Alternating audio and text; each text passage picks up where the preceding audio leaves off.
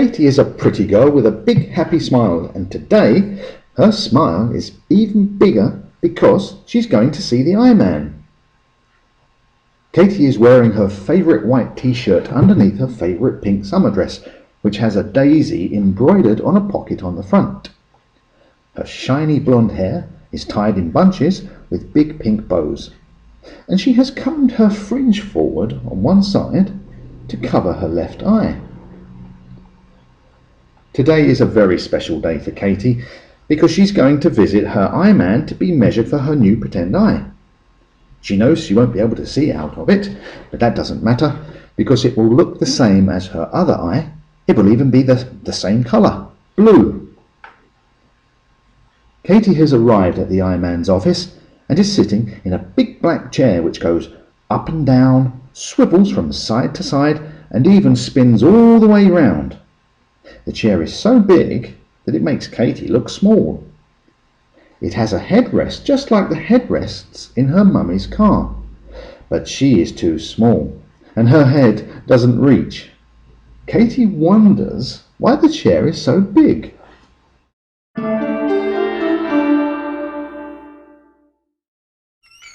Suddenly, the door opens and in walks the Eye Man.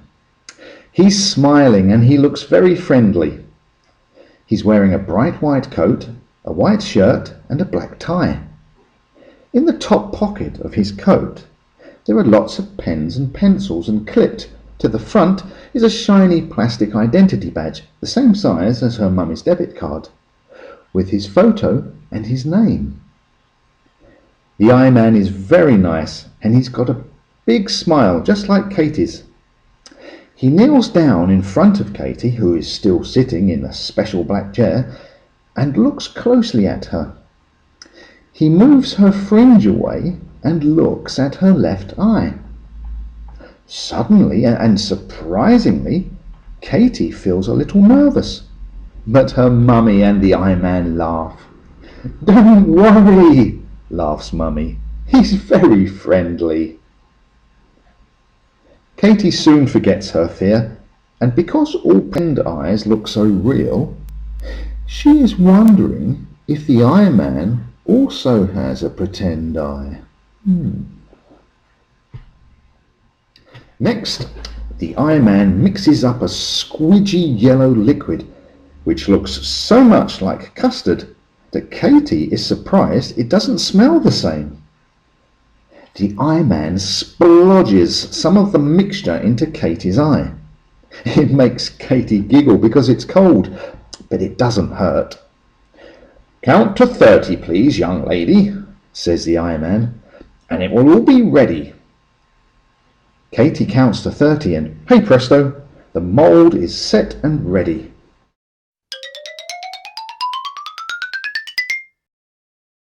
The Eye Man then makes a wax mould of her new eye and holds it up for Katie to see. She smiles. "Now we have to see if it fits," says the Eye Man. After a perfect fitting, the Eye Man paints the eye blue to match Katie's other eye. His brush is very delicate and precise, not like the brush Katie's daddy uses to paint the kitchen ceiling. In a flash, the visit is over. The Eye Man is waving to Katie and her mummy, who are standing by the door. "I'll send you an email when the eye is ready," he says. Katie has just noticed that the Eye Man's room is completely blue, with a blue vinyl floor, light blue walls, and a dark blue door frame. "Mummy," she asks, "do you think he painted his office with the same small brush as he used to paint my eye?" Katie's mummy smiles at her. "Maybe," she says. Katie is beaming and waving goodbye to the Eye Man as she goes through the door, holding her mummy's hand. A short time later, Katie's eye is ready, and she goes back to see the Eye Man. He's holding her new eye in the palm of his hand, with the iris pointing upwards towards the ceiling.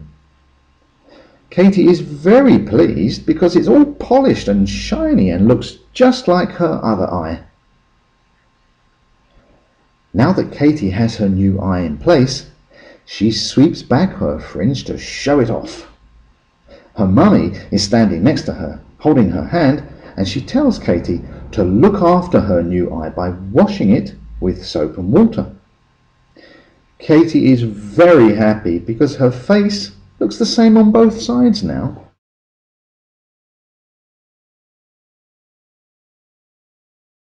Katie knows that she will have to buy new clothes as she gets bigger, and in the same way, she will also have to get a new eye from time to time. Katie doesn't mind this because she will get to sit in the eye man's super black chair each time. And maybe her head will reach the headrest one day.